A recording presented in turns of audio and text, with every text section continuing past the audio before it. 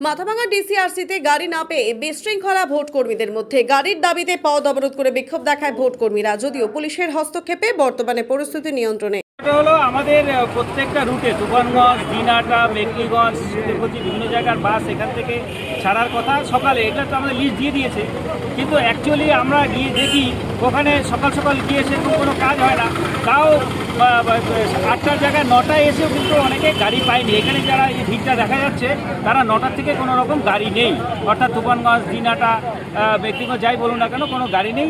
স্বাভাবিকভাবে শিক্ষকরা, ভোট কর্মীরা বিক্ষুব্ধ হয়ে এখানে একটা সামান্য ছোট্ট প্রায় 250-300 এখানে টিচার আছে, তারা একটু অবরোধ করেছিল। কিন্তু প্রশাসন থেকে আইসির নেতৃত্বে এখানে দেখতে পাচ্ছি এখানে র্যাবরা আছে, এখানে পুরো কলেজ মোড়ের কন্ট্রোল নিয়ে নিয়েছে।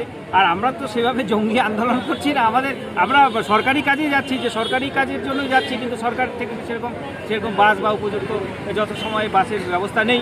এটাই হচ্ছে আমাদের বিক্ষোভ আর বিক্ষোভ। দেখা যাক, এখানে প্রশাসন থেকে আশ্বাস দিয়েছে যে ইতিমধ্যে তারা বাসের ব্যবস্থা করবে, কি হয় দেখা যাক। বাসের পাশাপাশি আরও কোনো সমস্যা কি আপনাদের রয়েছে এই মুহূর্তে? বাসের পাশাপাশি সমস্যা তো একটা আছেই অনেকে, সেটা হচ্ছে আমরা এখনো পর্যন্ত যে আমাদের যে প্রাপ্য অর্থ, আমরা ভোট করবো, যে ভোটের যে আমাদের যে প্রাপ্য অর্থ, কিন্তু অনেকে এখনও তাদের অ্যাকাউন্টে ঢোকেনি। তবুও যেহেতু আমরা ট্রেনিং করেছি, আমরা ডিসিআরসিতে পৌঁছবো, ওখান থেকে সম্ভবত ক্যাশে টাকা দিয়ে দেবে। এবার টাকা না পেলে তো ভোট করবে না, এটা স্বাভাবিক। তবে আমার মনে হয় যে টাকা আমরা পেয়ে যাব। যাই আগে দেখি ডিসিআরসিতে, আমি যেমন টাকা পাইনি, এখন এরকম অনেক শিক্ষক আছে তারা এখনও অ্যাকাউন্টে টাকা ঢোকেনি। গাড়ি কখন আসবে, কি বিষয়, এরকম কিছু? তাই দাঁড়িয়ে আছি প্রায়, এখন কটা বাজে?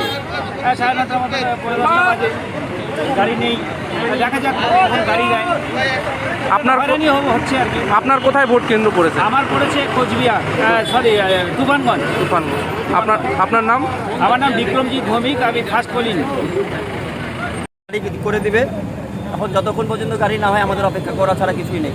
আমরা সে 5টা থেকে বেরিয়েছি, গাড়ি পাইনি। যা গাড়ি পাইছি হলদিবাড়ি থেকে মাথাভাঙা অবধি চলে আসে। আমরা সবাই, অনেকে ধূপগুড়ি থেকে মাথাভাঙা অবধি চলে আসে। যে যেটাতে গাড়ি পাইছে সে সেটাতে চলে আসছে।